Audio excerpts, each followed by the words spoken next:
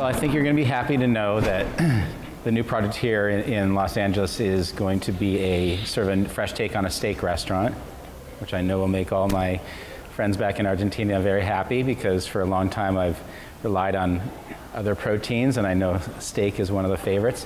So this restaurant, one of the big problems we've had in Los Angeles, or really across the country, is sort of the idea of what this steakhouse really is. And they turn into sort of these men's clubs with really big pieces of meat, and it's outdated. It's not really up to date as far as how people want to eat. And so the assignment for me really on this project was to figure out a way to shrink the amount of proteins that people were ingesting, give them an ability to sort of eat differently than you would have normally in a steakhouse, where it's very restricted to just a big piece of meat and maybe a couple of sides that you share with your friends. This one has lots of appetizers, lots of market to sort of farm to table sides. So there's a lot more sort of emphasis on the vegetables and the grains and the sides. And then another thing we wanted to do with the steakhouse that had sort of been played out a little bit is really we wanted to make it a little more lunch friendly and a little more all day friendly as far as that was concerned. So what we did was we started to really look at our backyard as far as the kind of cooking that we do here already, what's authentic to us and what do we have at our disposal. And what we had was this wonderful relationship that we have to the south of this with Baja and with that type of cooking. Baja, especially the Valle de Guadalupe area, has become very, very, very popular in recent years. It's much more aligned to what we do here in Southern California than, say, the northern portion of California. So we're kind of creating our own cuisine, our own sort of flavor profiles along with that, using the wine countries of the Central Coast and the wine country of Baja to sort of shape our cuisine. One of the things that we're doing is we're doing thin sliced meats, which you don't normally see in a steakhouse. Those are very well suited to the asada grill. We bring in a lot of the sort of wood cooking elements into it as well, so you have those flavors. And we've been able to play a little bit with that. Now, you can expect the big cuts. You can get the 24-ounce steak if that's what you want to eat, but we've given a lot more sort of freedom to how you can experience the restaurant. Hi, I'm Ben Ford. I'm a culinary ambassador for the United States, and I'm here at Apalai Chow Market in Hong Kong. We have the diversity, incredible diversity of seafood here that I'm discovering for the first time. Can't be more excited, actually. I'm kind of overwhelmed, actually, by the diversity of seafood that I'm seeing here. And not only that, but by this whole experience. You know, I'd say one more thing is that people really want to know where their food comes from.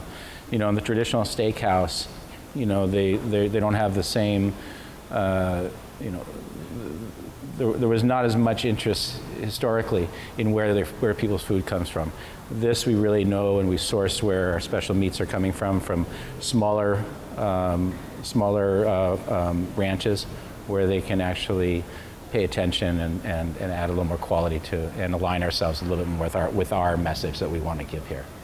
One of the best ways to enjoy all the fruits and veggies summer has to offer is to head to your local farm or farmer's market. Right? So on today's food team enlisted Ben Ford, the executive chef and owner of the Ford's Philly.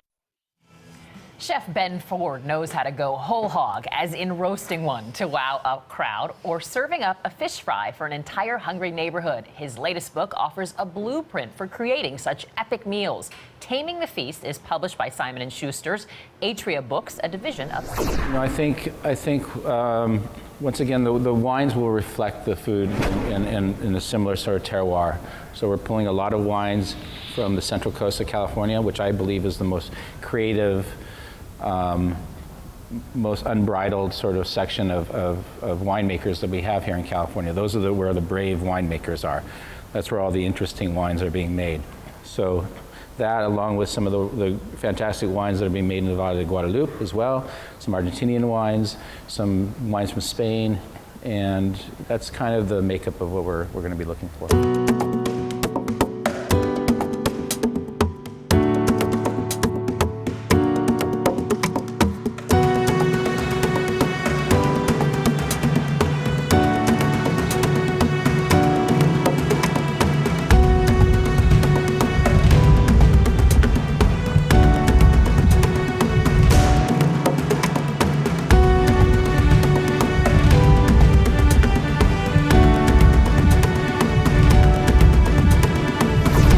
pace in my kitchen is I like to take 2 or 3 days to sort of put together my dishes. They take a little bit of time.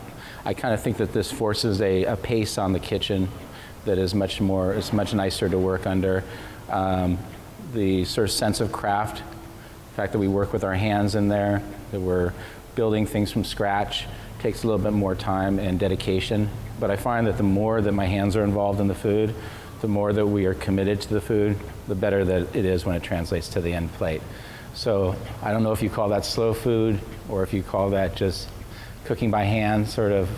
But for me, it's really about developing a pace that is comfortable, you know, to work under. We're working quickly, but we're also working efficiently, but we're also working with the product and we're give it the time to sort of develop. You know, I think that the idea for this kind of restaurant is we're in a neighborhood that's where the demographics and the guests that we're looking to make part of our family here are really much younger than I've dealt with before. I think the idea is to sort of create a restaurant that really does reflect their desires. That's one of the reasons for the difference in the portions and the difference in how people want to eat. At the same time, it also gives me an opportunity to make it a little bit more affordable. I would say that we are a 3-star restaurant with 2-star restaurant prices, you know, if we can. So I think that there's some patience with there as far as how we build the business. This is not a restaurant that with, you know, greedy ownership. They really, really are committed to the message and really, really are committed to sort of the clientele and to what we want to achieve here. This area right here is very techy. This is sort of the, I guess you would call it the, where a lot of the internet and a lot of this kind of business is generated here. It's very digital. And so it's reflective of that kind of area as well. What do they call it? They call it the Silicon Valley. So this is basically like the Silicon Valley of Los Angeles.